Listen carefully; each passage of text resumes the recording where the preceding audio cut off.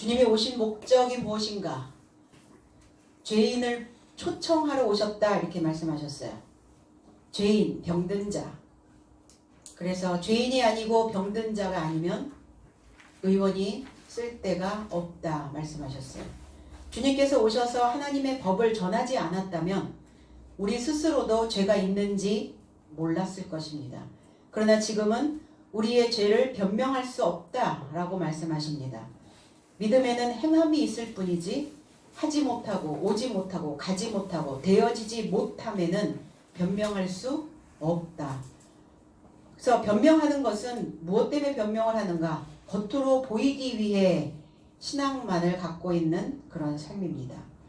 오늘 이제부터 진리의 증거자로 변명하지 아니하고 내 삶을 드러낼 수 있는 그 행하는 삶이 되시기를 바랍니다. 23절로 24절 나를 미워하는 자는 내 아버지를 미워하느니라. 내가 아무도 못한 일을 저희 중에서 하지 아니하였다면 저희가 죄 없었으려니와 지금은 저희가 나와 및 내 아버지를 보았고 또 미워하였도다 그랬어요.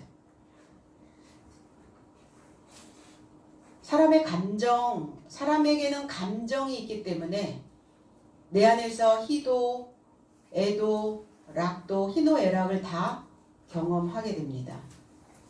오늘 주님이 나를 미워하는 자는 하나님 아버지를 미워하는 것이다. 근데 우리는 신앙생활에서 내가 하나님을 그리고 그리스도 예수를 내가 미워한 적이 없다라고 생각을 합니다. 나는 하나님을 또 주님을 사랑하기 때문에 이 자리에 있고 예배드리고 신앙생활을 열심히 하고 달려왔는데 내가 어떻게 그리스도 예수를 미워했단 말인가? 이렇게 생각할 수 있겠죠. 그런데 내 안에 주님이 계시고 하나님의 영이 살아계시기 때문에 나 자신을 미워하는 자가 결국 예수님을 미워하는 것이고 그리고 그 예수님을 미워하는 자는 아버지를 미워하는 것이다. 이렇게 연결이 되어집니다. 그럼 뭐가 밉단 말인가? 하나님이 그리스도 예수가 어떤 면에서 미움이 내 안에 올라온단 말인가? 소리입니다. 소리. 왜 나를 미워하는가? 내 안에서 들리는 소리 때문에 나를 미워하는 거예요. 결국은 그 소리가 교훈으로 바뀌어야 되는데 사람들은 그 교훈이 그리고 하늘에서 내려오는 하나님의 그 지식을 미워하게 된다는 겁니다. 그러니까 유감스럽게 생각하죠. 감정이 있다는 거예요. 미워하는 감정을 표현하게 된다는 겁니다. 우린 미워해야죠. 사랑만 하나요? 미움도 해야 됩니다. 근데 뭘 미워해야 될까? 미움의 대상, 미움의 종류 이거를 우리가 명확하게 분명히 하고 가야 되는 거죠. 자, 믿음의 손해를 가져오는 생각들은 미워해야 됩니다.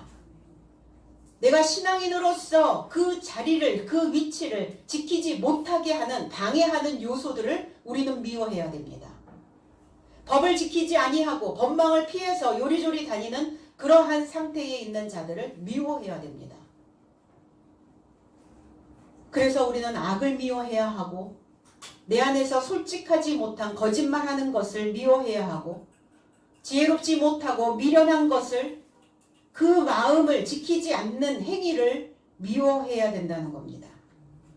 그런데 찔림을 받는 하나님의 교훈을 미워하고 있으니까 내 마음이 다 도적 맞아 버리는 거예요. 마음은 하나님의 것이거든요.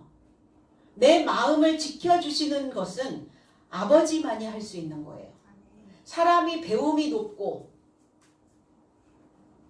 어디 어느 학위에 어느 박사에 뭐에 해도 자기의 마음을 지키지 못하기 때문에 그냥 추락해 버리거든요. 그래서 하나님은 내 마음을 아버지의 것이라고 말씀합니다. 그럼 어디에 사시냐? 내 마음 안에 살고 계세요. 그러니까 내 마음이 탈취되어지지 않도록 도적맞지 아니하도록 그 마음을 빼앗기지 않으려면 아버지의 교훈 안으로 두 발을 다 들여놔야 되는 겁니다. 근데 우린 어때요? 한 발은 교회 안에 한 발은 말씀 안에 있는 듯 하나 그런데 한 발은 여전히 아직 미처 따라오지 못하고 있단 말이에요. 그래서 계속 절뚝발이의 삶을 살게 되는 것이죠.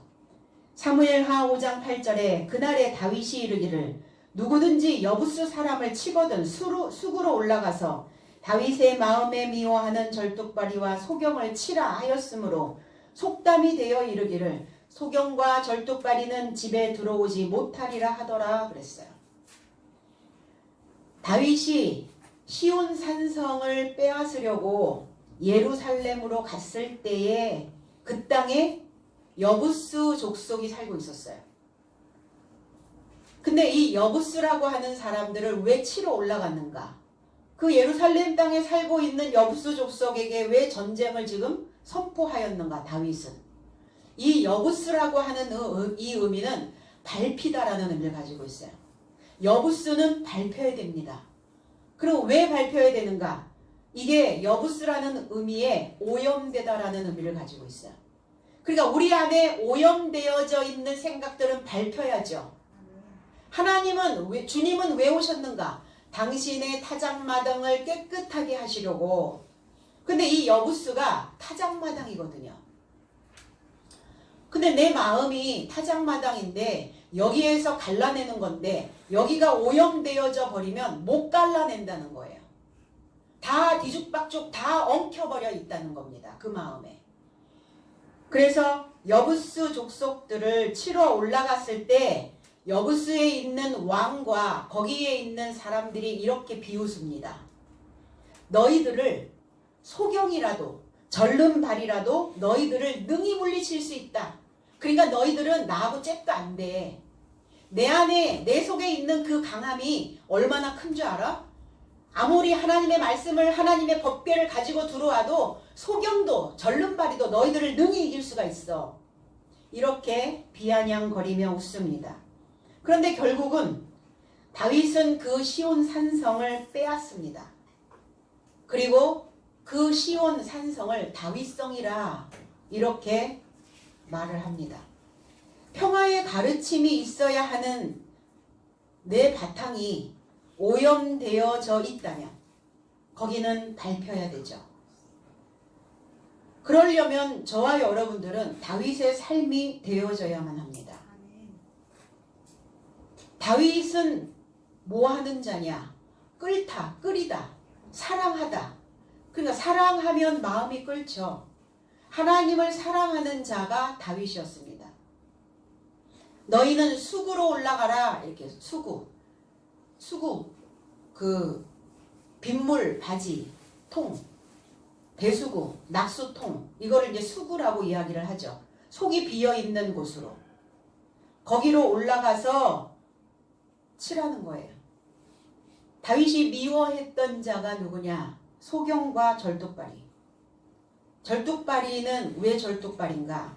물론 짝발이기 때문에 쩔뚝거리고 다니기도 하지만 멈춰있는 자를 절뚝발이라고 말합니다.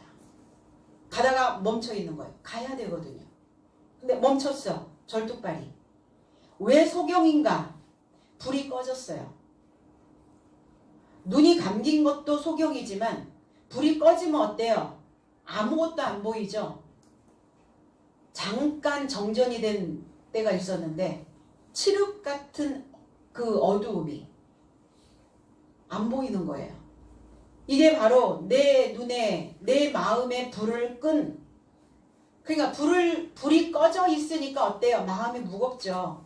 시원하진 않잖아요.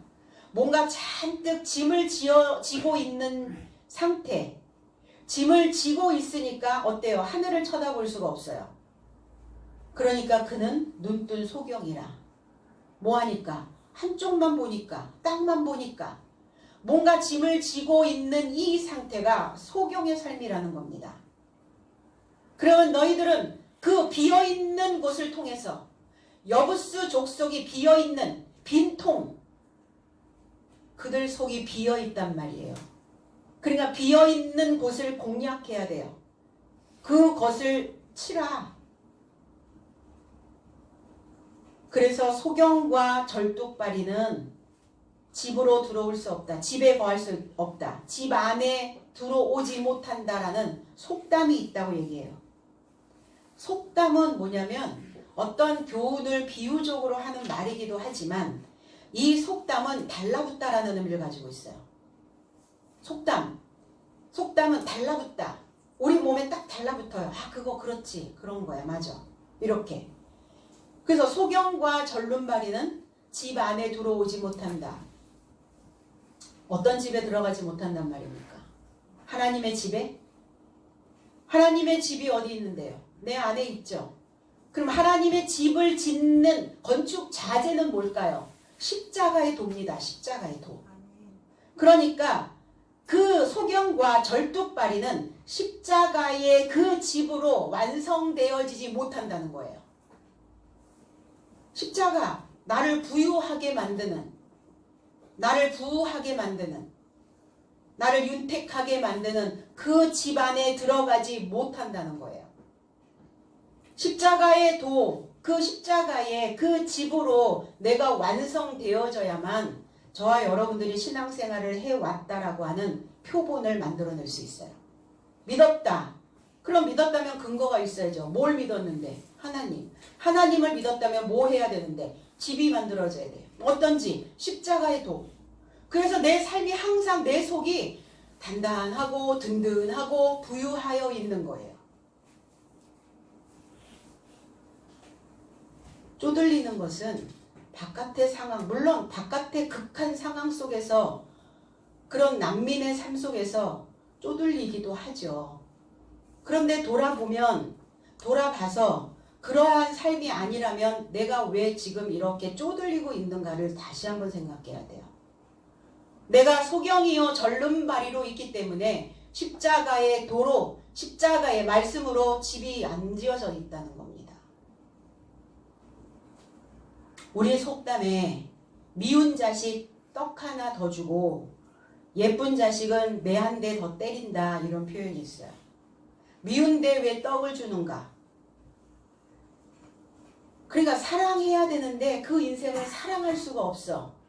내 속에서 원망이 올라오고 내 속에서 미움이 올라와. 그러면 뭐 하라고요? 떡 주라고요. 떡 줘서 뭐라고? 왜 미워하는가를 봤더니 결핍되어져 있기 때문에 미움이 올라오더라고요. 그 사람이 왜 미워? 그 사람으로부터 채워져야 되는데 안 채워져. 결국은 그 사람을 미워하는 게 아니라 내 속에서 해결되지 아니하는 그 미움의 감정선을 내가 다스리지 못하고 있기 때문에. 그러니까 안 채워진 거예요. 그러니까 채워져야지, 결핍된 부분들이 채워져야 사랑으로 넘어갈 수 있기 때문에 떡 주라는 거예요. 그럼 예쁜 자식은 왜 때리고? 그럼 회초리 들어서 때리라는 말인가? 아니요. 혀로 때리라는 거예요. 교훈입니다. 사랑하는 자녀에게 맨날 달달한 것만 주진 않죠. 매서운, 때로는 독한, 때로는 날카로운 그 교훈을 쏟아내라는 겁니다. 그래서 누가 이뻐요? 부모의 교훈을 잘 받아들이는 자녀를 보면 이쁘잖아요.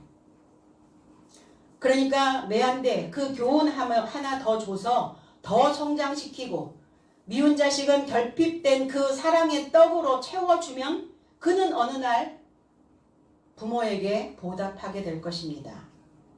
주님은 이렇게 말씀합니다. 내가 아무도 못한 일, 어떤 사람들도 할 수 없는 그 일을 내가 행했다. 내 사역에서 아무도 하지 못하는 일을 내가 했다. 주께서 행한 일이 무엇입니까? 그냥 잔잔하게만 갔습니까? 그렇지 않았죠. 불과 성령으로 세례를 베푸셨어요.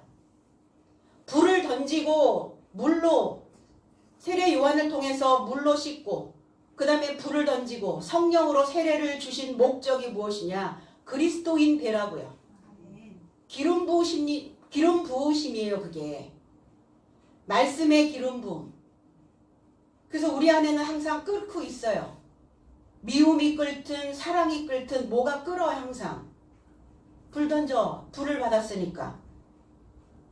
오셔서 하셨던 일이 병든 자를 고치시고 죄로 묶여있는 빗나가 있는 그 인생들에게 믿음을 주셨고 자유를 주셨고 그리고 때로는 내가 가르치는 그 제자들을 향하여 독한 책망도 쏟아내셨고 외식하는 자들, 겉으로 믿는 자들 그들에게 또 독설도 퍼부으셨습니다.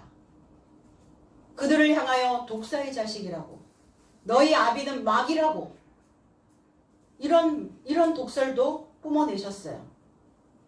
그러니까 이런 사역을 행하지 아니하였다면 내가 그냥 부드럽게 이야기하고 오냐오냐 해주고 토닥거리기만 하고 그냥 내 귀에 캔디만 주고 그랬다면 너희들 스스로가 죄를 갖지 못했을 것이다. 그래서 죄인이라는 것을 깨닫고 있는 자만이 구원입니다. 죄인이 되었다는 것은 율법을 먹은 자예요. 율법을 받아들였기 때문에 내가 죄인임을 빗나가 있는 신앙인이라는 것을 알게 된 겁니다. 그래서 하나님의 법을 통해 빗나가 있음을 알았을 때 하나님이 그 죄로부터 빗나가 있는 그 인생으로부터 나를 건져주시는 나를 풀어주시는 그 은혜를 입게 되었다는 거죠. 그 은혜를 입은 자는 반드시 보답의 삶을 살아내야 됩니다. 그런데 은혜의 옷은 다 벗어버리고 하나님께 빚진 것은 갚으려 하지 않고 오히려 내 마음이 궁색해지고 인색해져서 짐을 지고 있는 거예요. 궁색해지고 인색해지면 짐이 지어집니다. 줘야 되는데 해야 하는데 못하면 짐 지어지잖아요. 마음이 무겁죠? 가벼운가요? 아, 해야 되는데 그거 꼭 해야 되는데 약속인데 그래서 넉넉해지면 짐을 내려놓게 됩니다. 그래서 드려야 하는 것으로 마음의 짐이 생기지 아니하도록 우리가 해야 하는 어떤 원칙적인 것을 반드시 그래서 구약의 율법은 폐하는 것이 아니라 구약의 율법은 더 철저하게 지켜내야 된다는 겁니다. 그래서 하나님께 해야 하는 모든 일이 저와 여러분들이 하는 사역입니다. 내가 무엇을 지금 하나님께 해야 하는가? 내가 밖에 나가서 뭘 하고 이것도 사역이지만 내 스스로 지켜야 될 것들을 지키고 가는 그것도 사역의 한 종류라는 겁니다.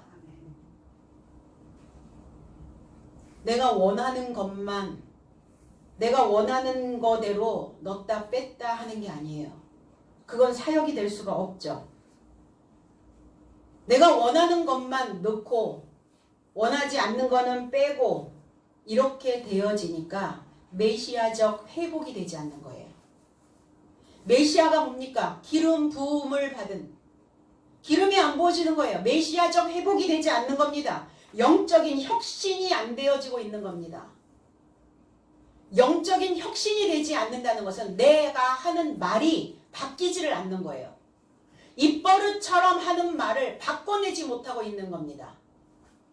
오늘 영적인 혁신이 저와 여러분들의 삶에 이루어지기를 축원합니다. 그래서 우리는 말씀 66권 안에 기록되어진 대로 행해야 돼요. 구약적, 신약적 그러니까 모두 편식 없이 먹어야 된다는 겁니다. 내가 원하는 것만 신약적인 것만 먹는 게 아니에요. 관역에서 빗나가 있음을 알고 있다면 너희들이 아 그렇구나. 내가 어떤 원칙에서 지금 벗어나고 있구나. 원칙의 율법조차도 하나님께 무엇을 행해야 되는 그 사역조차도 지금 내가 미루고 있구나.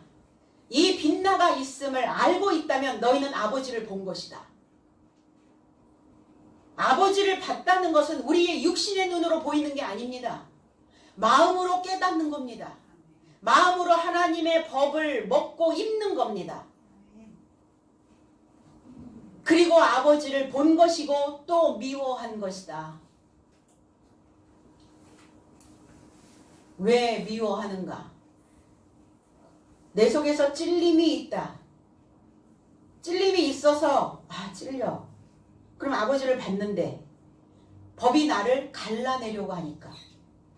그냥 두루뭉술 이렇게 굴러왔던 내 인생이 뭔가 지금 이 시점에서 분명하고 명확하고 바르게 뭔가를 딱 분리해내야 되는 상황이 벌어지니까 말씀이 듣기 싫은 거예요.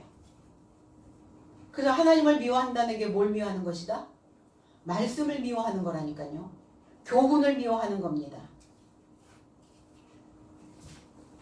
그래서 이 교훈이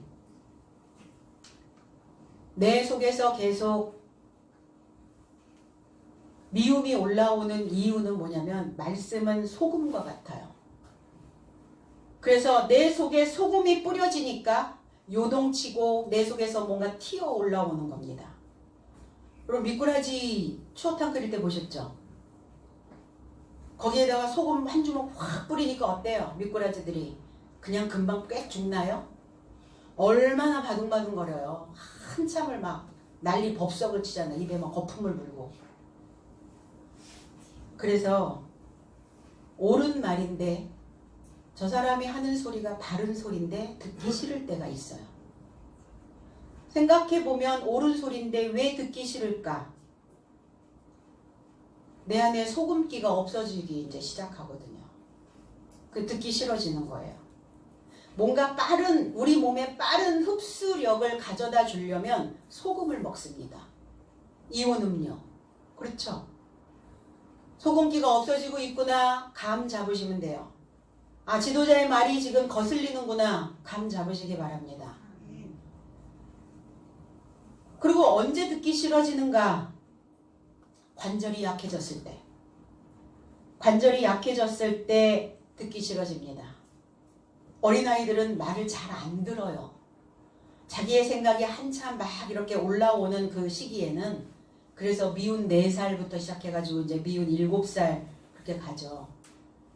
그냥 우리도 관절이 약해져 있으면 잘 안 듣게 돼요. 듣기 싫어집니다. 소리가 듣기 싫어져요. 25절로 26절 그러나 이는 저희 율법에 기록된 바 저희가 영구 없이 나를 미워하였다 한 말을 응하게 하려 함이니라.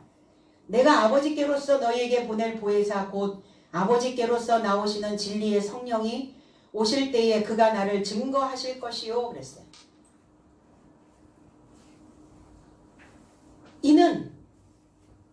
이것은 오직 저의 삶의 율법 안에 새겨졌다. 왜 미워하게 되는가?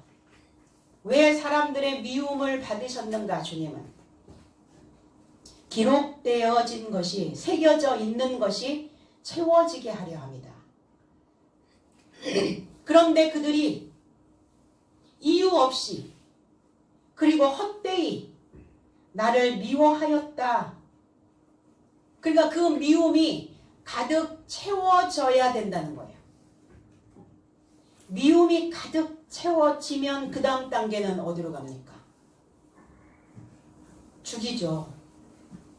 미움을 못 이기니까 죽이는 겁니다.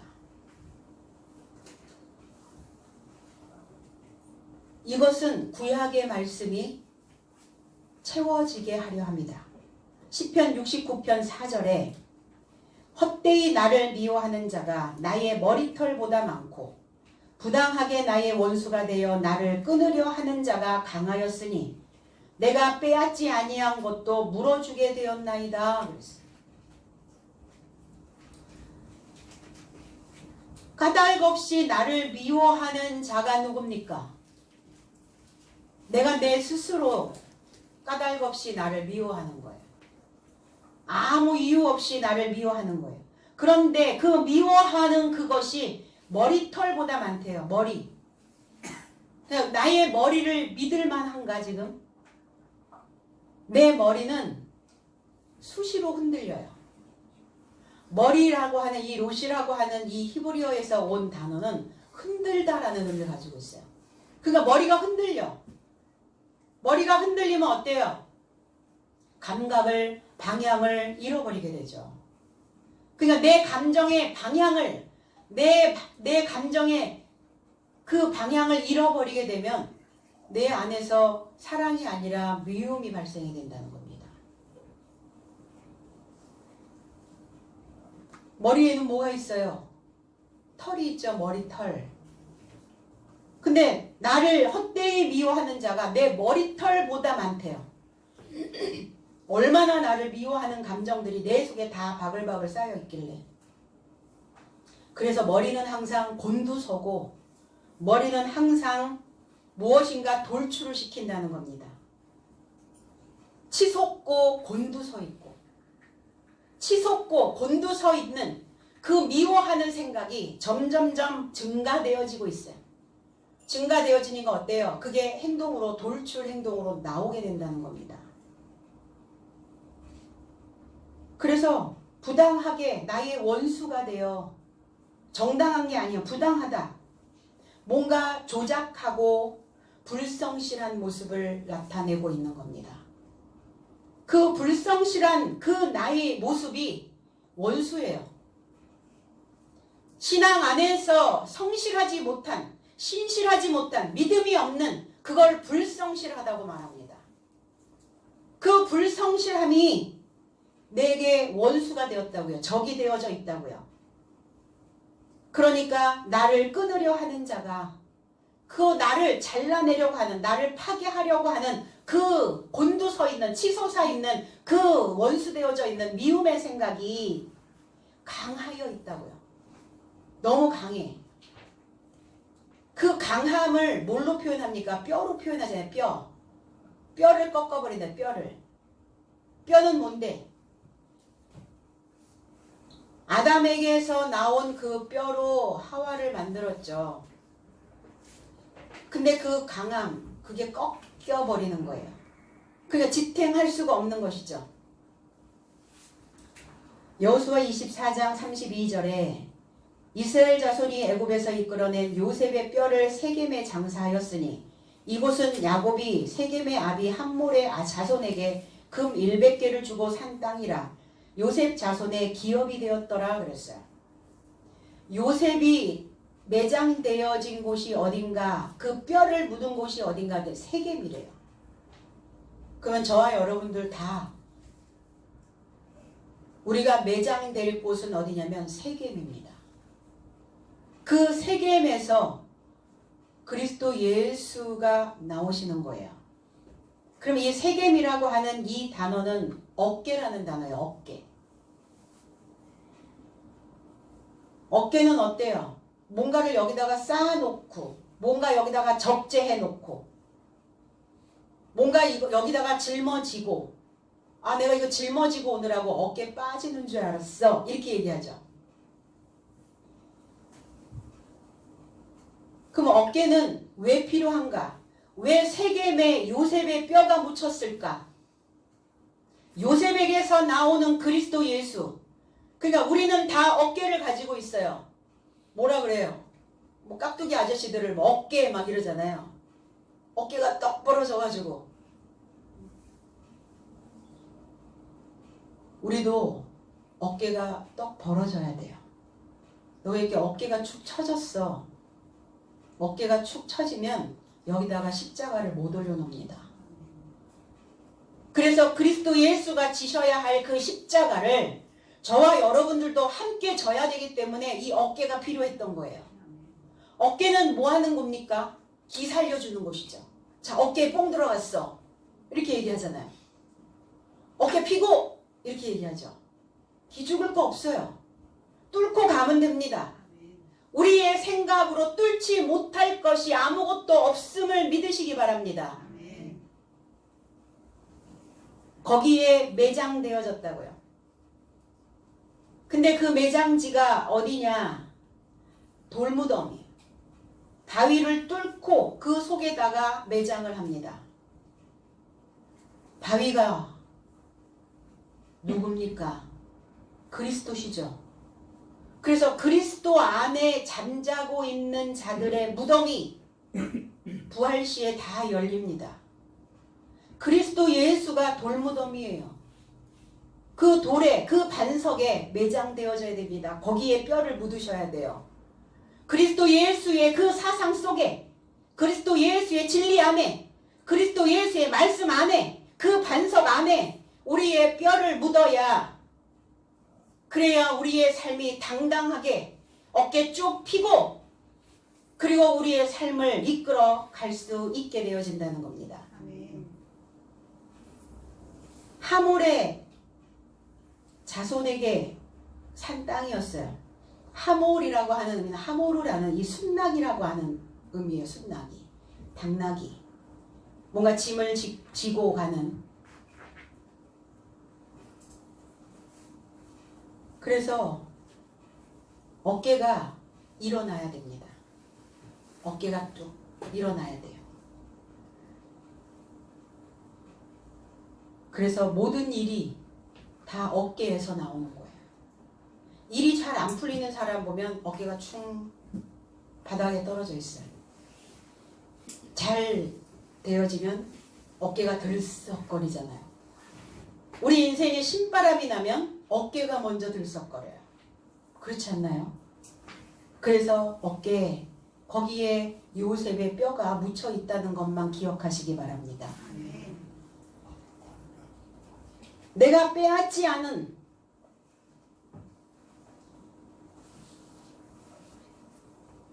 그 강한 자가 빼앗지 아니한 것도 내가 물어주게 되었다 그랬어요. 내가 약탈하지 않았던 것,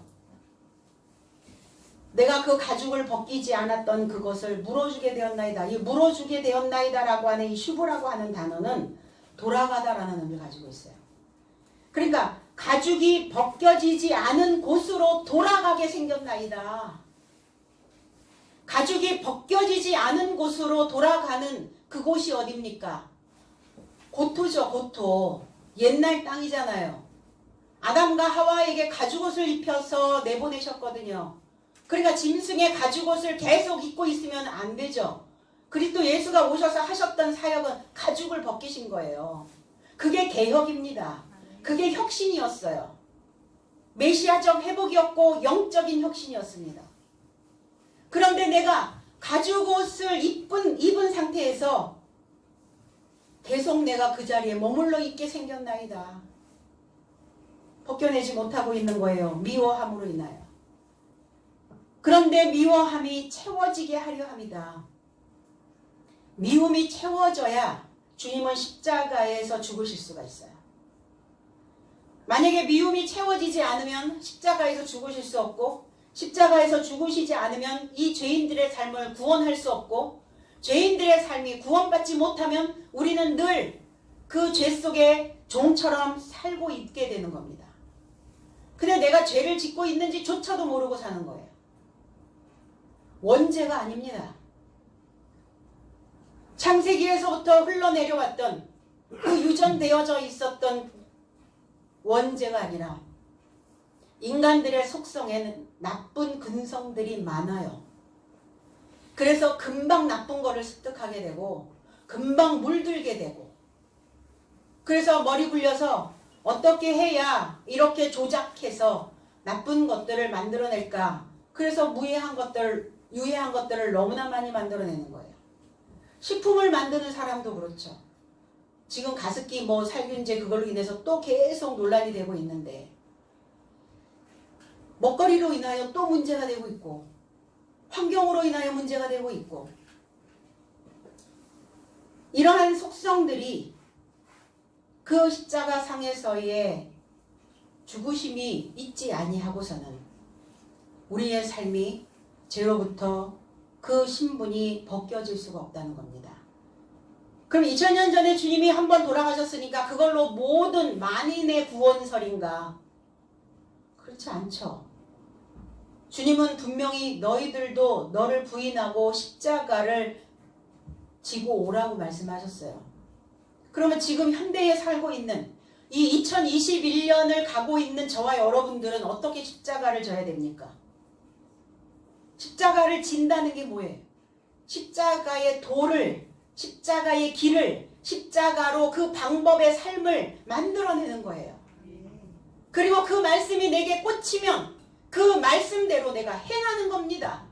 무엇이 와도 내게 불이익이 온다 할지라도 내가 하기로 했고 드리기로 했고 마음 먹었던 것들이 있다면 해야 되는 것입니다.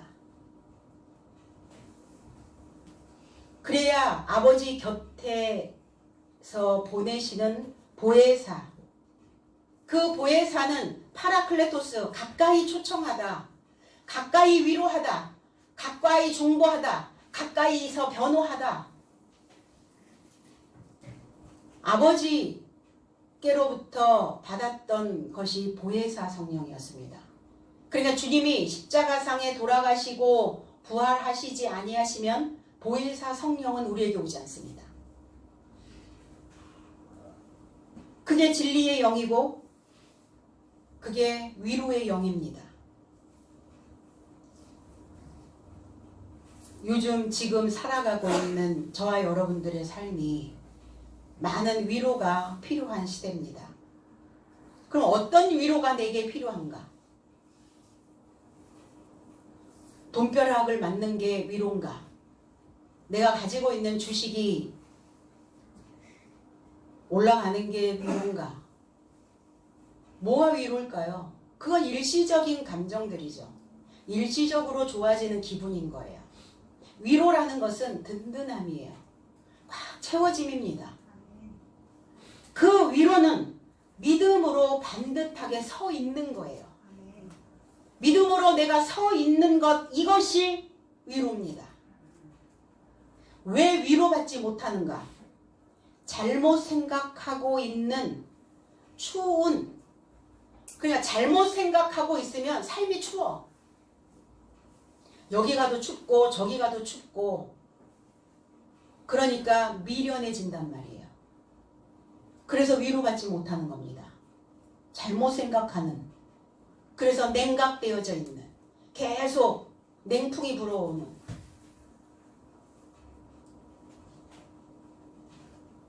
그런데 지혜로움으로 우리가 위로를 받고자 한다면 지혜가 있어져야죠. 이 지혜로움이 내 삶에 오면 이 겨울을 잘 나게 됩니다. 인생의 마지막을 그 계절로 겨울이라 이렇게 표현합니다. 이 겨울을 잘 보내시려면 지혜로움이 있어야 돼요. 지혜로움은 믿음에 바로 서 있을 때 지혜가 내게 옵니다. 그 지혜로움이 우리에게는 우리의 삶을 유복하게 만들게 되죠. 그러니까 그것이 위로인 거예요, 우리에게. 내 마음 가득 채워지는 것 같은, 내 배가 둔둔해서 배짱이 생기는,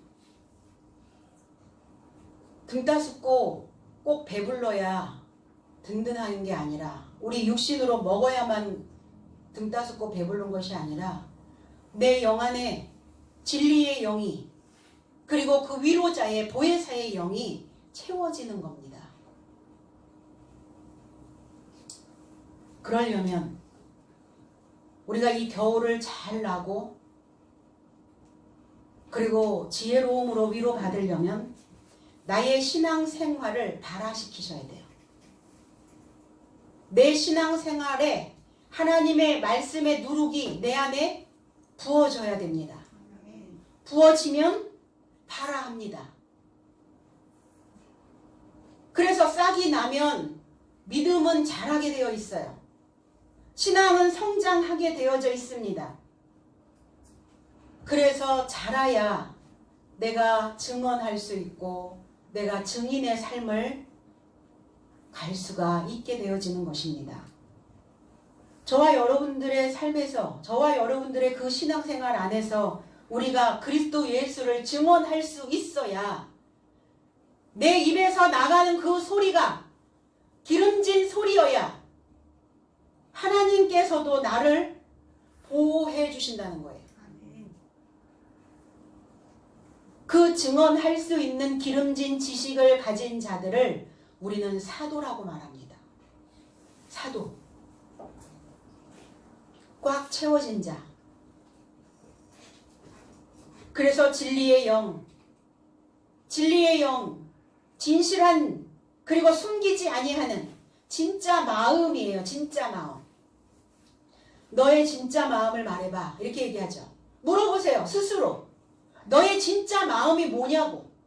하나님을 정말 절실하게 믿고 싶은 건지 아니면 내가 원하는 대로 내가 원하는 것만 하고 싶은 건지. 진짜 솔직하게. 숨기지 말고. 그러면 진리라는 것은 뭡니까? 진짜라는 것은 뭐예요? 변질되지 않는 새 것이에요.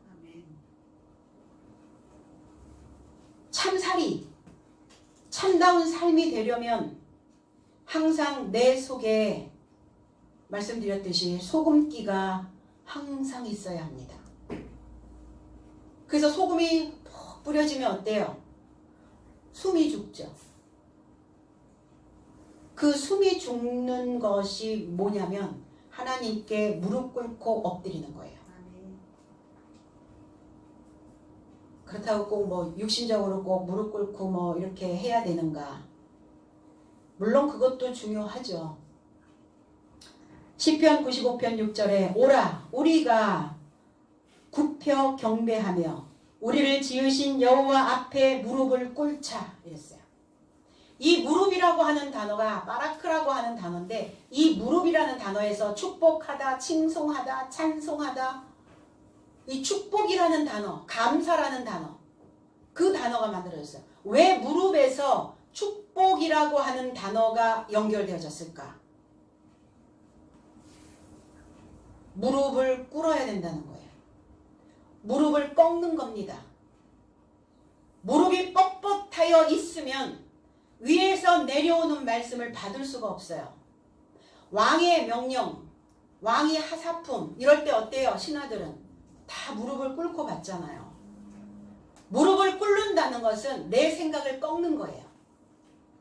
내 마음을 내 속에서 올라오는 불신되어져 있는 내 안에서 올라오는 믿지 못하고 있는 그 불신한 마음을 꺾어버리는 겁니다.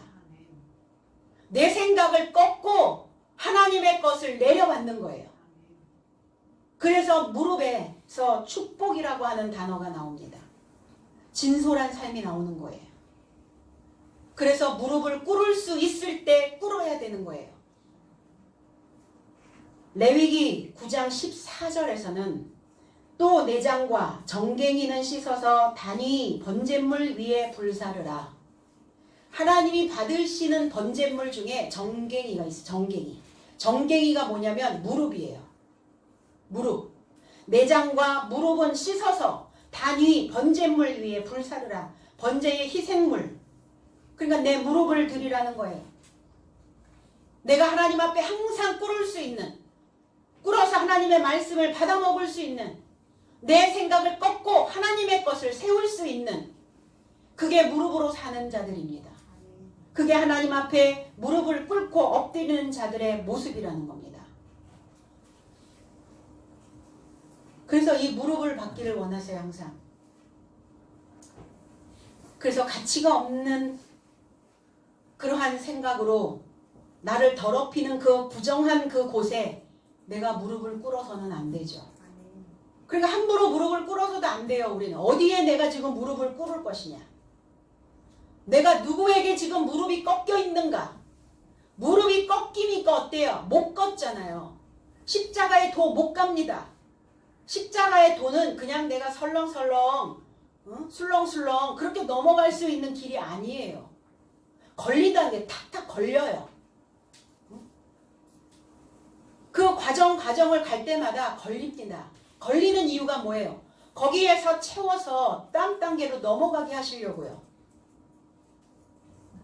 그런데 능히 초월할 수 있음에도 불구하고 내 마음의 무릎이 꺾여버려 있으니까 어디에? 부정한 곳에, 부정적인 생각에, 불성실한 믿음에 꺾여 있으니까 못 넘어가는 거예요. 세우면 넘어가거든요. 오늘 하나님의 말씀으로 말씀 앞에 무릎 꿇으시고 하나님의 말씀이 내 무릎에 담겨지면 우리의 무릎은 다시 그 길을 걸어갈 수 있게 되어질 것입니다. 27절 너희도 처음부터 나와 함께 있었으므로 증거하느니라 그랬어요. 처음부터 있었대요. 하나님께서, 그리스도께서 저와 여러분들이 처음부터 있었대요. 처음이 아니라 아르케라고 하는 단어. 시작부터, 나의 시작부터 결합되어 있었음을 나는 증언할 수 있다. 그러면 저와 여러분들의 시작은 언제부터였을까요? 아, 내가 신앙생활을 지금 한 30년 했는데 그때가 시작이었나? 그때부터? 그게 아니라 진리의 영을 배우기 시작할 때부터, 진리를 받아들이기 시작할 때부터예요. 왜? 진리의 영이시기 때문에. 그런데 나의 시작은 어때요? 나의 시작은 미완료예요. 완료가 아닙니다. 미흡한 부분이 많아요. 아직도 채우며 가야 되는 부분들이 많이 있다는 겁니다. 내가 이 정도도 안 돼? 그 생각을 왜 해요? 내가 아직 미완료라는 것을 알아야 되는데. 그럼 나는 아직 시작도 안 했단 말입니까? 내 시작은 미약하였으나 너의 나중은 창대케 되리라. 지금은 말씀이 채워지지 않았기 때문에 내가 미완료인 거예요. 그냥 농부가 지금 씨 뿌려놓은 거예요. 씨 뿌려놨어. 거기에서 뭐가 나올지 몰라요. 아, 콩 심었으니까 콩만 나오나요? 저 항상 그렇게 얘기하죠. 콩 심었는데 콩만 나와요? 아니, 잡다한 다른 것들도 많이 나오더라고요. 보니까. 내가 믿음 없이 이 신앙생활을 심었기 때문에 나는 믿음 없는 것만 수확해야 됩니까? 그렇지 않죠. 그래서 이 말씀이 미완료로 시작해서 이 말씀이 채워지면, 이 말씀이 완료되어지면 그때 사도로 증언하는 겁니다. 그리스도와 결합된 증거자가 되는 거예요. 나 혼자 입을 열어서 말하는 게 아니에요. 내가 누군가에게 절실한 마음으로, 간절한 마음으로 메시지를 주고자 할 때 생각나게 하신다는 거예요. 보혜사 성령께서. 진리의 증거자가. 사도행전 25절로 29절에 다윗의 증거에 대해서 이렇게 얘기하면, 다윗이 그를 가리켜 이르되 내가 항상 내 앞에 계신 줄을 배웠으며 나로 요동하지 않게 하시기 위하여 그가 내 우편에 계시도다. 그러므로 내 마음이 기뻐하였고 내 혀도 즐거워하였으며 육체도 희망에 거하리니 이는 내 영혼을 음부에 버리지 아니하시며 주의 거룩한 자로 썩음을 당하지 않게 하실 것이니로다. 주께서 생명의 길을 내게 보이셨으니 주 앞에서 내게 기쁨이 충만하게 하시리라 이랬어요. 그러신가요? 나는 지금 뭘 증언하고 있는가? 내 믿음에 대하여 나는 어떤 증거를 지금 하고 있는가? 다윗이 말씀한 것처럼 나는 하나님 앞에 늘 요동하지 아니하고 우편에, 오른편에, 고든편에 앉아있다. 내 마음이 기뻐하고 내 혀도 즐거워하고 내 육체도 희망이 차있다. 이렇게 되어지지 못하고 있다면 내 영혼이 음부에 버려짐을 당한다는 거예요. 무엇을 말하라는 거예요? 육체가 아닌 생명의, 우리에게 주셨던 나를 살릴 수 있는, 나를 살아나게 할 수 있는 그 좋은 말들을 하라는 겁니다. 29절에도 형제들아 내가 조상 다윗에 대하여 담대히 말할 수 있노니 다윗이 죽어 장사되어 그 묘가 오늘날까지 우리 중에 있도다 그랬어요. 다윗이 죽어 매장되어서 그의 무덤이 이날까지, 오늘날까지가 아니라 이날까지 나의 삶 안에 있도다. 다윗이 내 안에 매장되어져 있다고요. 그래서 저와 여러분, 주님도 무덤이시지만 저와 여러분들도 무덤이에요. 무덤이라는 의미가 뭐냐? 다 무덤이에요. 무덤이 뭐야? 기억하고 있는 거예요. 뭔가를 기억하고 있어. 그런데 무덤이 산 무덤이 있고 죽은 무덤이 있다는 거예요. 아니, 무덤은 다 죽은 무덤 아닌가요? 무덤이라고 하는 단어 속에 기억하다, 회상하다. 그러니까 죽은 기억이 있고 산 기억이 있어요. 왜 죽은 기억 붙잡고 갑니까? 살아날 수 있는 기억을 붙잡으셔야죠. 나를 살게 하셨던 그 하나님의 희망적인 생각들을 붙잡으시라는 겁니다. 이게 산 무덤이에요. 그래서 살려내는 무덤, 다윗의 무덤. 다윗이 죽었습니까? 다윗은 살아있다는 거예요. 내 안에 살아있다는 거예요. 다윗의 사상이, 다윗의 지식이, 다윗의 신앙이, 다윗의 믿음이, 다윗의 그 지혜가, 다윗의 그 당당함이, 어깨 쭉 펴고 세겜을 쳐들어갔던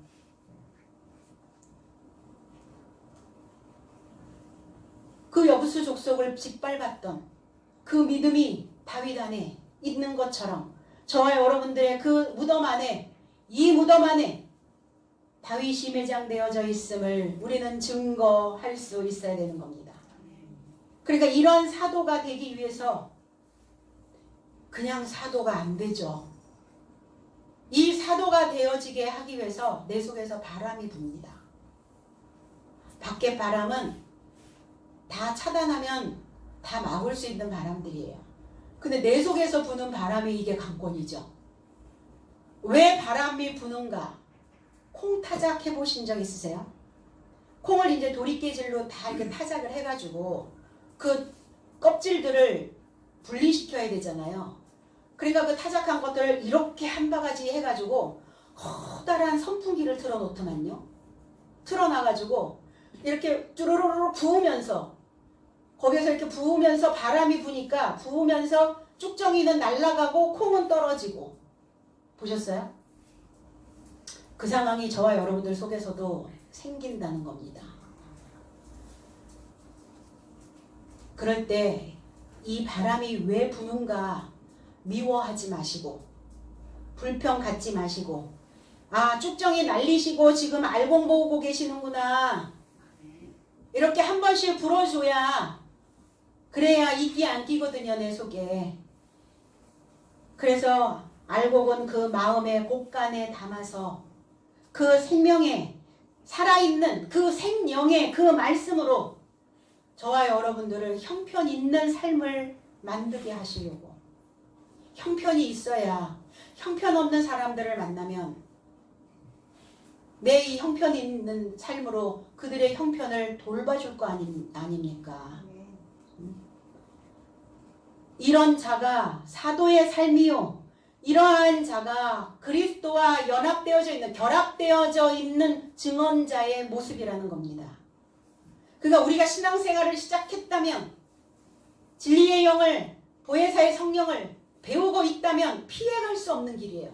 아 나는 그냥 평신도로 평범하게 그냥 평탄한 길 걷겠습니다. 아니요. 뭐 기름 부어서 안수 받고 뭐 목사 되고 강도사 되고 전도사님만 그런 일이 아니라 다 백성과 제사장이 그 지식이 같아져야 되기 때문에 피해갈 수 없어요. 피해갈 수 없다면 응하시라고요. 피해갈 수 없다면 받아들이세요 그냥. 아 바람 불구나 불었어? 그러면 이 바람에 쭉정이는 날아가겠지. 그 미련하게 알곡 날려버리는 사람은 없죠. 알곡채 버리는 사람은 없을 거 아닙니까?